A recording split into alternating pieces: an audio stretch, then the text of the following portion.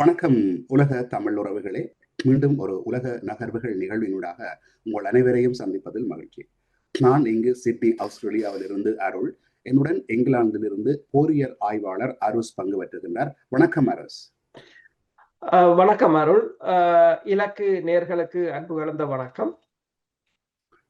நாங்கள் வலிமையாக பேசுவதிலே போலவே ஈரானில் இருந்து ஆரம்பிப்போம். ஈரானிலே இப்பொழுது ஒரு அமைதி நிலவுவதுதான் தெரிகிறது. அமெரிக்காவின் தாக்குதல்கள் முழுமையாக நிறுத்தப்பட்டிருக்கின்றன. அதை விட இந்த ஹோமூர் சம்பந்தமாகவும் நிறைய சம்பவங்கள் நடந்து கொண்டிருக்கின்றன. முதல் முக்கியமாக பார்ப்போம். இந்த அமெரிக்கா இந்த தாக்குதலை நிறுத்தியது என்பதற்கு இரண்டு காரணங்களை கூறுகிறார்கள்.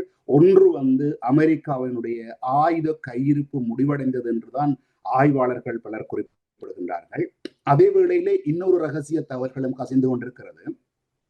அதாவது இறுதியாக அமெரிக்கா கூறியிருந்தது ஈரானினுடைய இந்த மின்சார உற்பத்தி நிலையங்கள் அத்தனையையும் தாக்க போகிறோம் என்று சொல்லி அதன் மூலம் ஈரானை பணிய வைக்க போறோம். அதுக்கு பதிலாக ஈரான் என்ன செய்ததுன்னா, இந்த மத்திய கிழக்கு நாடுகள் அருகில் உள்ள இந்த எல்லா நாடுகளும் குவைத், மற்றது யுனைடெட் அரபு எமிரேட்ஸ், சவுதி, இதுல உள்ள அத்தனை நாடுகளினுடைய மின்சார உற்பத்தி நிலையங்களை படம் போட்டு மேப்பின்படி காட்டினார்களாம். இவ்வளவும் தாக்கப்படும் என்று உடனடியாக அதுக்கு பயந்துதான் உடனடியாக சவுதி அரேபியா மற்ற நாடுகள் எல்லாம் தங்கள் தாக்குதல் நடத்தாதீர்கள், எங்கள் நாட்டின் மீது தாக்க போகிறார்கள் என்ற காரணத்துக்காக நிறுத்தப்பட்டதாக கூறப்படுகிறது.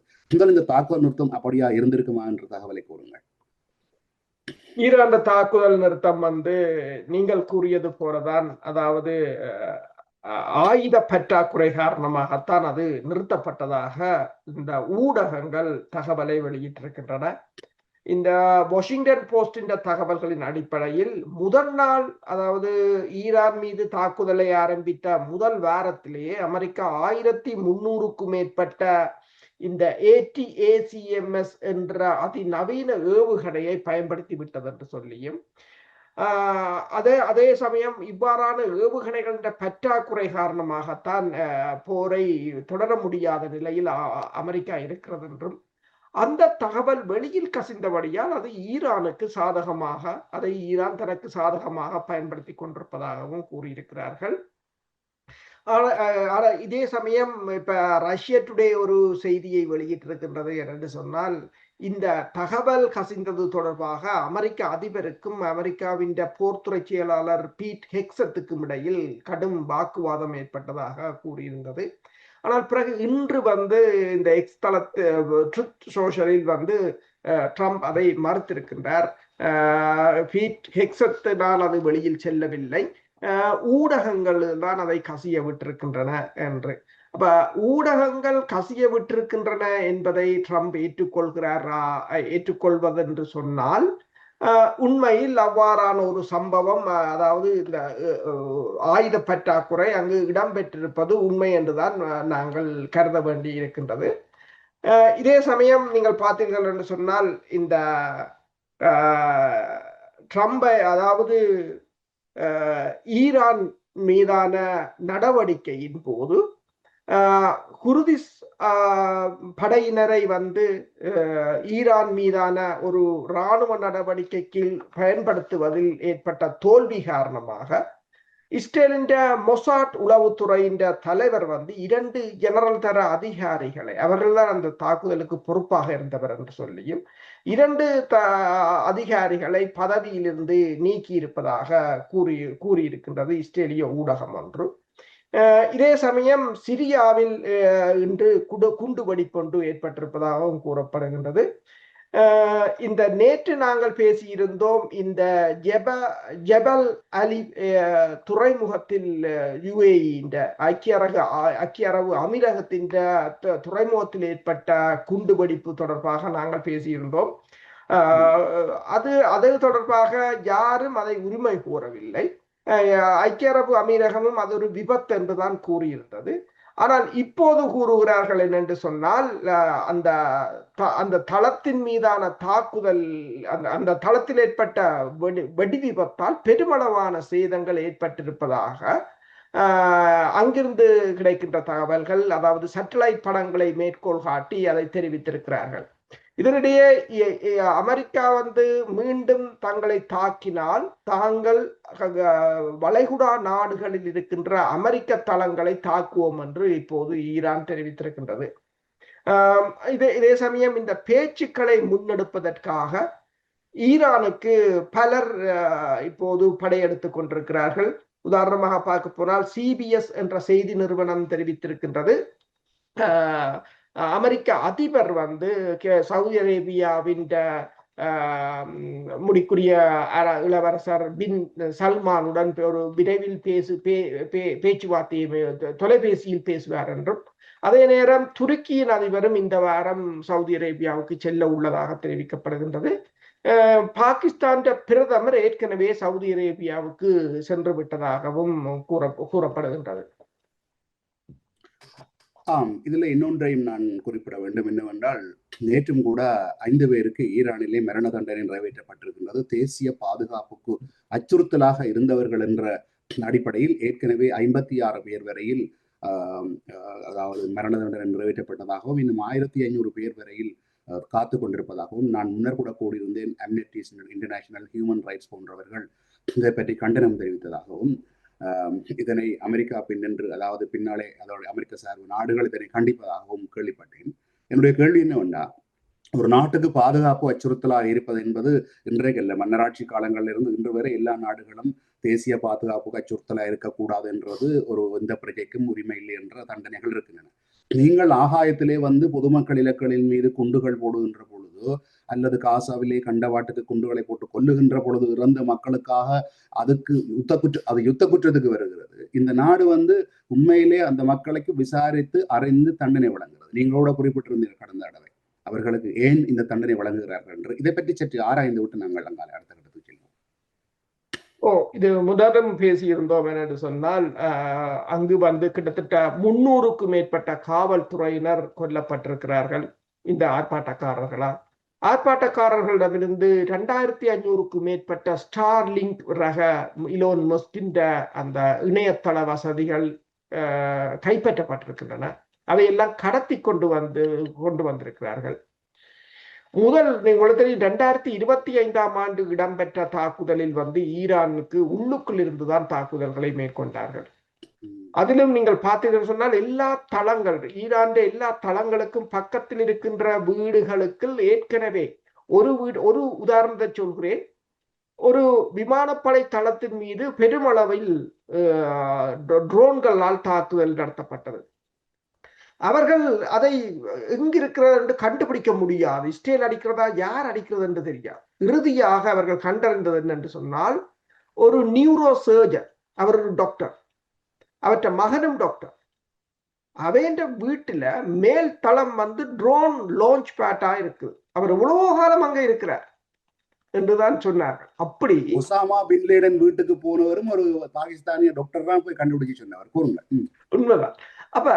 அப்படி ஏராளமான மொசாட் உளவாளிகள் அதை ஊடுருவி இருக்கிறார்கள். அதிலும் குறிப்பாக இந்தியாவில் இருந்தும் ஆப்கானிஸ்தானில் இருந்தும் வேலை தேடி சென்றவர்களை மொசாட் ரிக்ரூட் பண்ணியிருந்தது, அவர்களை தங்களில் சேர்த்திருந்தது. அவர்கள் மூலம் பெருமளவான தாக்குதல்கள். முதலில் அதாவது ஈரான் ஒன்றை கூறியது என்று சொன்னால், தங்களுக்கு 2025ஆம் ஆண்டு நடந்த தாக்குதல் தான் தங்களால் சமாளிக்க முடியாமல் போனது. இப்ப நடந்த தாக்குதல் அது பெரிய பிரச்சனை இல்லை. ஏனென்றால் அது உள்ளுக்குள் இருந்து அடிச்சது, யார் அடிக்கிறான் எவன் அடிக்கிறான் என்று தெரியாத ஒரு நிலை. அதை உடனடியாக மற்றது ஈரான் ஏர் டிஃபென்ஸ் எல்லாத்தையும் அடிச்சிட்டான். அப்ப அந்த நிலையில இறுதியாக பாகிஸ்தான் தான் உடனடியாக கை கொடுத்தது ஈரானுக்கு. இப்போ சென்று எல்லாவற்றையும் மறுசீரமைத்து கொடுத்திருந்தது. எனவேதான் இந்த தடவை போரின் போது இன்டர்நெட்டை அவர்கள் கட் பண்ணி விட்டார்கள். 40 நாள் அங்கு எவருக்குமே இன்டர்நெட் இல்லை என்ற ஒரு நிலையை கைப்பற்ற மட்டுமல்லாது இந்த ஸ்டார்லிங் அதுகளை எல்லாம் தேடி தேடி கண்டறிந்ததால். இப்ப நான் என்ன கூற வருகின்றேன், இவ்வாறு கைது செய்யப்பட்டவர்கள் தான் இப்போது மரண தண்டனைக்கு உள்ளாக்கப்படுகிறார்கள். அப்ப அதில் இன்னொன்று, அந்த 2025ஆம் ஆண்டு பிடித்த ஒரு மொசாட் உளவாளியை அவர்கள் தங்கள் ஏவுகணையில் கட்டி ஏவி இருந்தார்கள். அப்படியும் ஈரான் செய்திருந்தது. அப்ப ஒவ்வொரு நாடுகளிலும் ஒவ்வொரு விதமான சட்டங்கள் இருக்கும். இப்ப அமெரிக்காவிலும் இருக்கின்றது மரண தண்டனை சட்டம், இலங்கையில் இருந்தது, அதை இப்போதும் இருக்கின்றது, அதை நீக்கும்படி கூறுகிறார்கள். எல்லா நாடுகளிலும் இருக்கின்றது. ஈரான் என்ன கூறுகிறது என்று சொன்னால், எத்தனையோ நூற்றுக்கணக்கான பாடசாலைகள், பள்ளிவாசல்கள், பேங்குகள், ஏடிஎம் இடங்கள் எல்லாம் தகர்த்திருக்கிறார்கள். அப்ப இது அமைதியான போராட்டம் ஒன்றுதான் அவர்கள் கேட்கிறார்கள். அப்ப இவ்வாறான மக்களின் சொத்துக்களை அளித்து நாட்டை நாசம் செய்ததுக்கு அவர்கள் தேச விரோத சட்டத்தின் கீழ் தான் அந்த தண்டனை கொடுக்கப்படுவதாக கூறுகிறார்கள். ஆனால் மேற்குலக ஊடகங்கள் இப்ப ட்ரம்பை பொறுத்தவரையில் அவர் கூறுகிறார் 35,000 பேரை ஈரான் சுட்டுக் கொன்று விட்டது என்றெல்லாம் கூறுகிறார்கள். ஆனால் எதற்கும் எந்த ஆதாரங்களும் இல்லை. இந்த உலகத்திலேயே அதிக சமூக அந்தஸ்துடன் பார்க்கப்படும் தொழில் வைத்திய தொழில். அவர்கள்தான் வருமான ரீதியாக உயர்வாக இருக்கிறார்கள். எதற்காக இவ்வாறு வைத்தியர்களை ஈடுபடுகிறார்கள் என்ற கேள்விக்கான பதில்கள் தேடப்பட வேண்டும். அடுத்து நாங்கள் இப்போது ஹோர்முஸ் நோக்கி வருவோம்.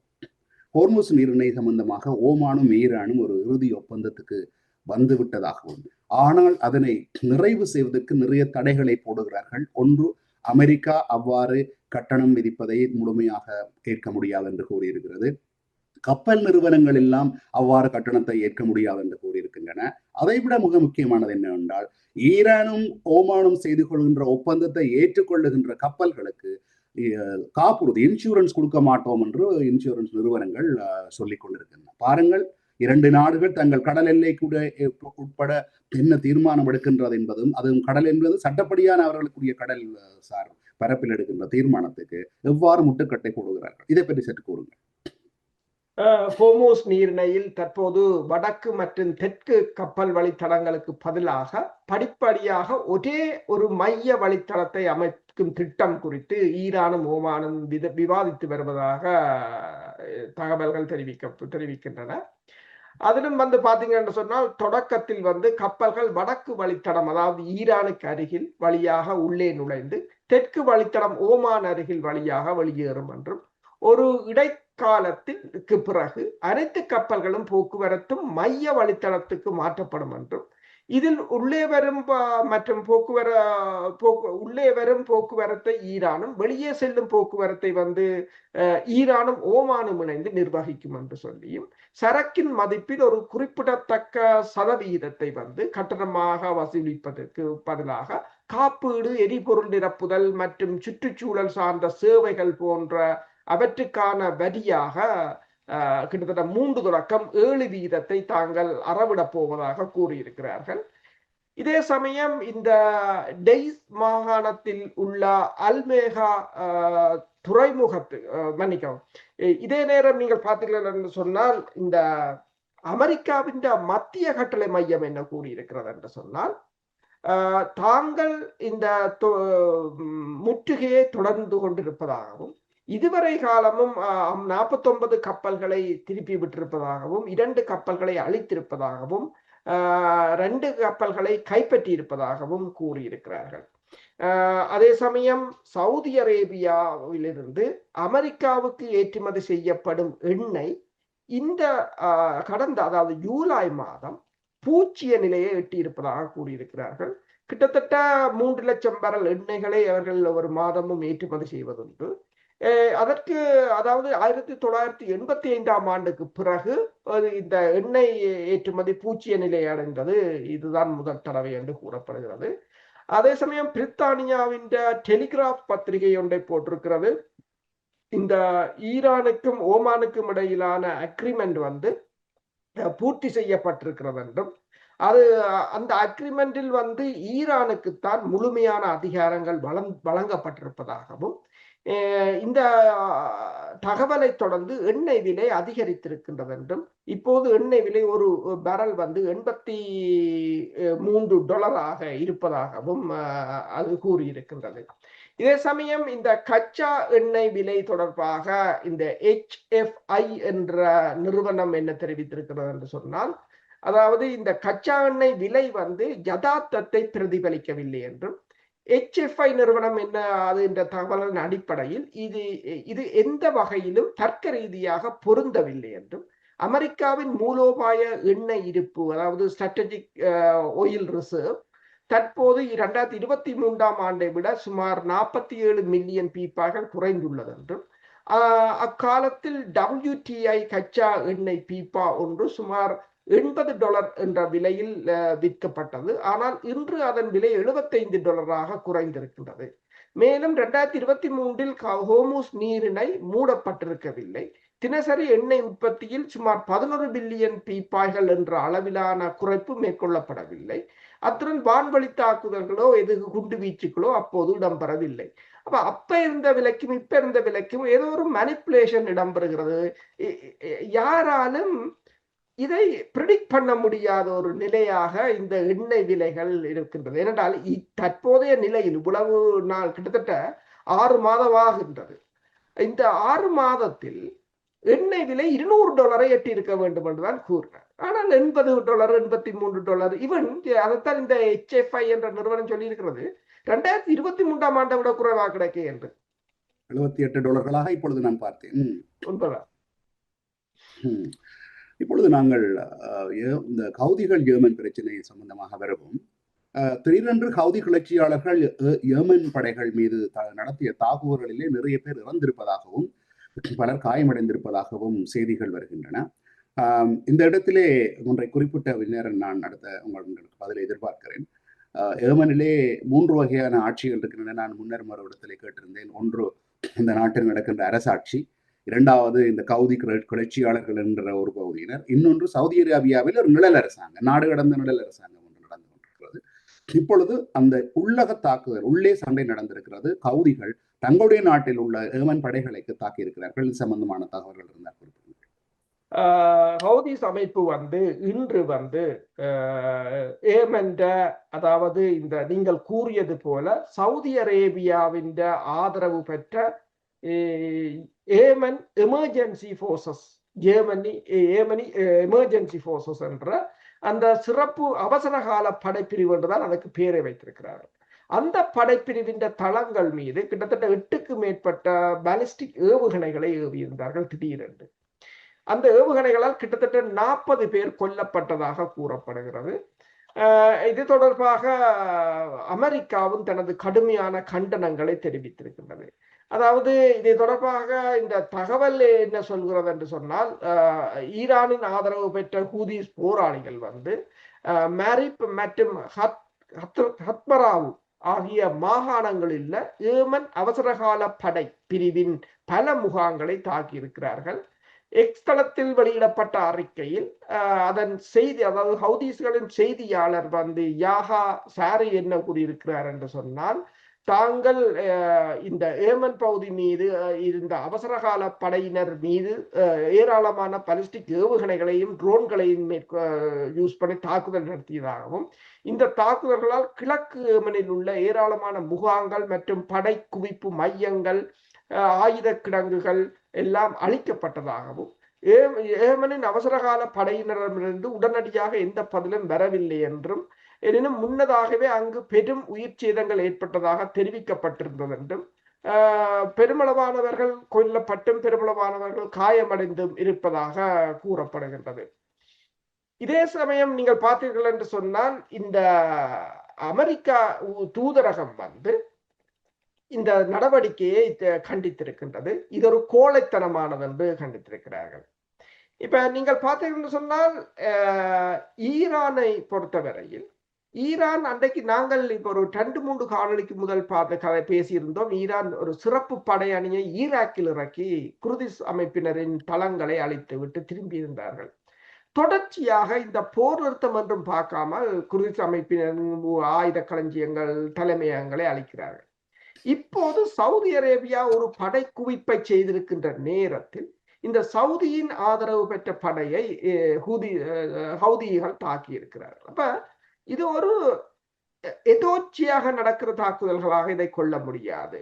திட்டமிட்டு அவர்கள் மெல்ல மெல்ல அந்த அதாவது அமெரிக்காவும் இஸ்ரேலும் என்ன பிளான் பண்ணுகிறார்கள் என்பதை துல்லியமாக அறிந்து எங்கெங்கு படைக்குவிப்புகள் நடைபெறுகின்றன, எங்கெங்கு இவர்கள் ஒரு தரை தாக்குதலுக்கோ அல்லது ஆயத்தப்படுத்துகிறார்களோ என்று சொன்னால், இப்ப அவர்கள திட்டம், இப்ப நீங்கள் இந்த தாக்குதலுக்கு பிறகு நீங்கள் யோசித்து பார்த்தால், ஒன்று சிரியாவை கேட்கிறார்கள், சிரியாவையும் லெபனானையும் கொண்டு ஹிஸ்புல்லாக்களை தாக்குவது, சவுதியையும் ஏமன் அவசரகால படையினரையும் கொண்டு ஹவுதிகளை தாக்குவது, அதே சமயம் இஸ்ரேலும் அமெரிக்காவும் ஈரானை தாக்குவது.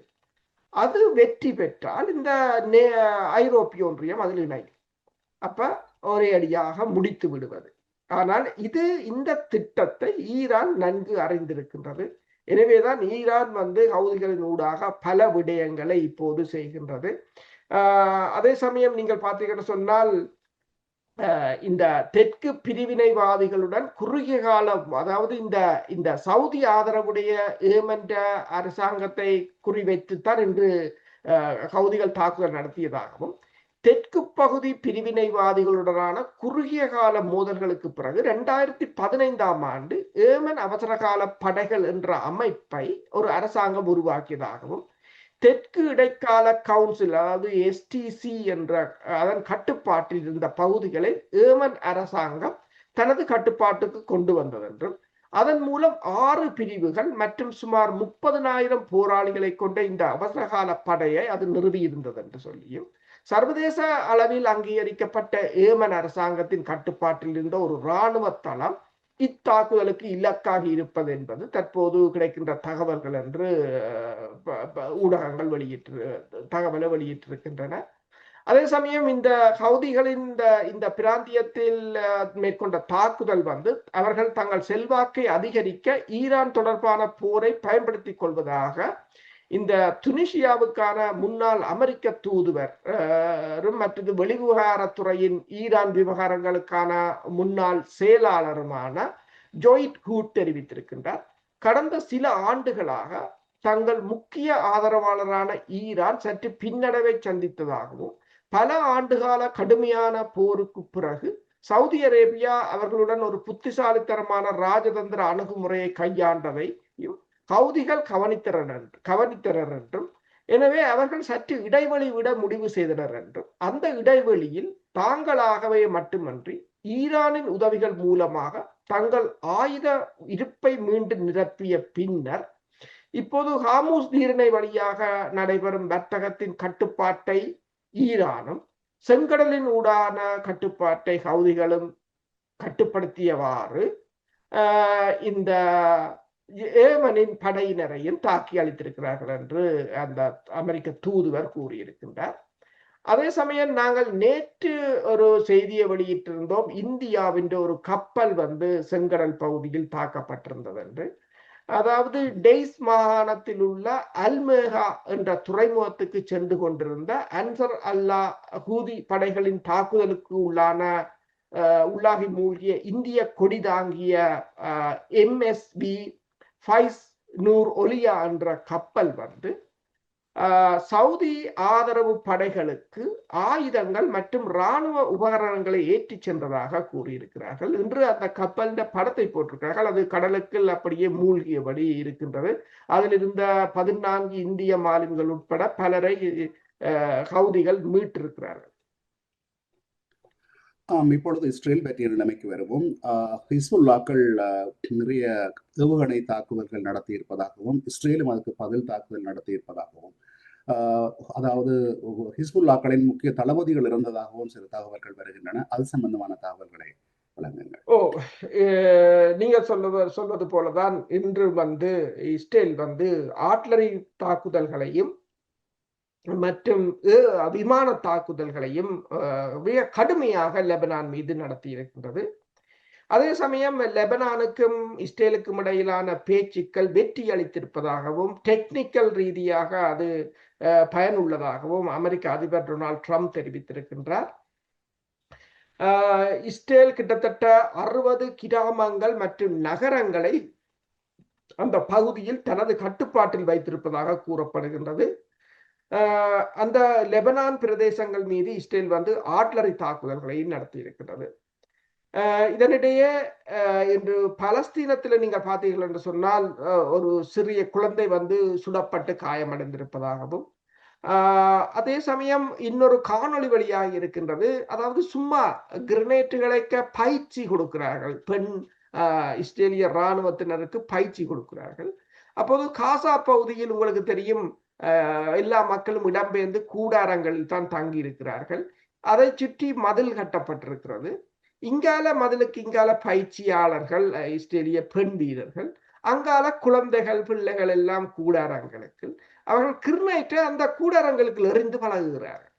நானும் அந்த வீடியோவை பார்த்தேன். நாங்கள் ஊரிலே குருவி சுட்டு பழகுவோம் அல்லவா? அதுதான் அது ஒரு என்னென்று இது இதுதான் மனித உரிமைகள், மனிதர்கள் மனிதர்கள் மனிதாபிமானம் என்றெல்லாம் தொண்டகிளிய கத்துறவர்கள் ம், இவ்வாறுதான் உலகம் போய்கொண்டிருக்கின்றது. அதே போலதான் அதாவது இஸ்ரேலை பொறுத்தவரையில் நான் இப்ப முதலும் கூறியிருந்தேன், இஸ்ரேலின் மொசாட் அமைப்பு வந்து இப்போது தனது தோல்வியை ஒப்புக்கொண்டிருப்பதாகவும் குர்திஸ்தான் படையினரை ஈரான் அந்த ஆட்சி மாற்றத்தில் களமிறக்க முடியாமல் போன அந்த திட்டம் ஃபெயிலியராக போனதால் 2 மொசாட் அதிகாரிகள் நீக்கப்பட்டிருக்கிறார்கள். அதே சமயம் இஸ்ரேலின் அதிபர் பெஞ்சமின் நெத்தனியாகு அமெரிக்காவுக்கு போன போது இந்த முறை கொண்டு போய் கொடுத்த திட்டத்தையும் யாரும் கருத்தில் எடுக்கவில்லை என்று கூறுகிறார்கள். ஏனென்றால் போன தடவை இவர்கள் கொண்டு சென்று கொடுத்த திட்டம் வந்து தோல்வியில் முடிவடைந்ததால் இவர்கள் மீண்டும் தங்களை ஏமாற்றுகிறார்கள் என்ற ஒரு பாவனையில் அதை கருத்தில் எடுக்கவில்லை என்று கூறப்படுகிறது. அதே சமயம் அமெரிக்க அதிபர் வந்து இப்போது ஜேடி வேன்ஸை வந்து அடுத்த 2028ஆம் ஆண்டு இடம்பெறுகின்ற தேர்தலில் அவருக்கு ஆதரவு கொடுக்குமாறு தனது டோனர்ஸ் எல்லோருக்கும் தனிப்பட்ட முறையில் பேசிக் கொண்டிருப்பதாகவும் செய்திகள் வெளியிடப்பட்டிருக்கின்றன. இப்பொழுது ரஷ்யா உக்ரைன் போர் பற்றி வருவோம். நேற்று குறிப்பிட்டிருந்தீர்கள் வடகொரியாவிலிருந்து ஆயுதங்கள் வந்திருக்கின்றன, அத்துடன் அதை இயக்குவதற்கான பணியாளர்கள் இராணுவம் வந்திருக்கின்றது என்று சொல்லி என்று. அவருடைய முக்கிய நோக்கம் வந்து இந்த உக்ரைனினுடைய மின்சார மையங்களை எல்லாவற்றையும் தாக்கி அழித்து விட்டால் இந்த விண்டர் காலம் வருகின்ற பொழுது மின்சாரம் பெரிய பிரச்சனையாக அமையும் என்று. அது எவ்வளவு தூரத்துக்கு சாத்தியமாகும்? அதுக்கு பதிலாக உக்ரைனும் பதில் தாக்குதலை ரஷ்யாவின் மீது அதே மின்சார மையங்களை தாக்குவதற்கு இப்போ உக்ரைனுக்கு பல நாடுகளின் உதவி இருக்கிறது, ஐரோப்பிய நாடுகள், அமெரிக்காவின் உதவி இருக்கிறது. இது எங்கு சென்று முடியும் என்று நினைக்கிறீர்கள்? 2 தரப்பும் மிக கடுமையாக தாக்குதலை மேற்கொண்டு கொண்டிருக்கின்றன. ஜூலை மாதம் வந்து தொடக்கத்திலிருந்து உக்ரைனில் கிட்டத்தட்ட 4 லட்சம் சதுர மீட்டருக்கு அதிகமான பரப்பளவு கொண்ட கிடங்குகள் மற்றும் தளவாட வளாகங்களை ரஷ்யா அளித்திருப்பதாக கூறப்படுகிறது. பாதிக்கப்பட்ட நிறுவனங்கள் வந்து பொசி குரூப், நோவோஸ், மற்றது ரொசட்கா, மற்றது எபிசென்டர், நோவா, போஷா, பூமா, இவ்வாறு மற்றது டொயோட்டாவின் நிறுவனமும் தாக்கப்பட்டிருக்கின்றது. அதாவது முழு அளவிலான படையெடுப்பை தொடங்கியதில் இருந்து, அதாவது முழு அளவிலான தாக்குதலை தொடங்கியதில் இருந்து, அதாவது கிவ் உக்ரைன் தலைநகர் பிராந்தியத்தில் 1 மில்லியன் சதுர கிலோமீட்டருக்கு அதிகமான இந்த வேர் ஹவுஸுகள், ஆயுத கிடங்குகள், தொழிற்சாலைகள் எல்லாம் அளிக்கப்பட்டிருக்கின்றன. இதே சமயம் நீங்கள் இப்போது சொன்னது போலதான் இந்த ஸ்கை நியூஸ், பிரித்தானியாவில் இருக்கின்ற ஸ்கை நியூஸ் வந்து உக்ரைனுக்கு சென்று ஒரு தகவலை வெளியிட்டிருக்கிறார்கள். நீண்ட தூரம் சென்று தாக்கும் இந்த ஹமிசா ட்ரோன்கள் என்று, அதாவது தற்கொலை ட்ரோன்கள் என்று சொல்வது, அதனை தயாரிப்பதில் உக்ரைன் வந்து நிலத்துக்கடியில் பெருமளவான சாலைகளை தொழிற்சாலைகளை அமைத்திருப்பதாகவும், அத்தகைய நிலத்துக்கடி தளங்களில் இருந்து முக்கியமான அப்படியான தளங்களுக்கு பிரித்தானியாவின் ஸ்கை நியூஸ் தொலைக்காட்சியின் செய்தியாளர் சென்றதாகவும், உக்ரைன் முழுவதும் இது போன்ற பல தளங்கள் உள்ளன என்றும், ஆனால் நீண்ட தூரம் சென்று தாக்கும் இந்த ட்ரோன்களை தயாரிப்பதற்கான நாட்டின் முயற்சிகளில் இதுவே மையமாக திகழ்கிறது என்றும் கூறியிருக்கிறார்கள். 24 மணி நேரமும் உற்பத்தி செயற்பாட்டின் ஒரு பகுதியாக இந்த FP1 மற்றும் FP2 போன்ற நீண்ட தூரம் செல்லும் ரகங்களை கொண்ட நாளொன்றுக்கு 200க்கும் மேற்பட்ட ட்ரோன்களை அவர்கள் தயாரித்துக் கொண்டிருப்பதாக கூறப்படுகிறது. அதாவது இவர்கள் ஆயுதங்களையும் நிதிகளையும் கொடுக்கிறார்கள், அவர்களுக்கு வேலையும் இல்லை, ஒன்றும் இல்லை, ட்ரோன்களை தயாரித்து தாக்குதலை நடத்துவதுதான் அவர்களுக்கு வழங்கப்பட்ட முழுமையான பணியாக இப்போது பார்க்க தெரிகிறது. இதே சமயம் இப்ப ரஷ்யாவின் இந்த ஜெரான் 4 என்ற ட்ரோன்கள் வந்து ஒடிசா துறைமுகத்தில் இன்றும் இன்னொரு கப்பலை தாக்கி அழித்திருக்கிறார்கள். அதே சமயம் நீங்கள் பார்த்தீர்கள் என்று சொன்னால் கிட்டத்தட்ட இந்த ஐரோப்பிய ஒன்றியம், அதாவது ஐரோப்பிய ஒன்றியத்தை சேர்ந்த ஒரு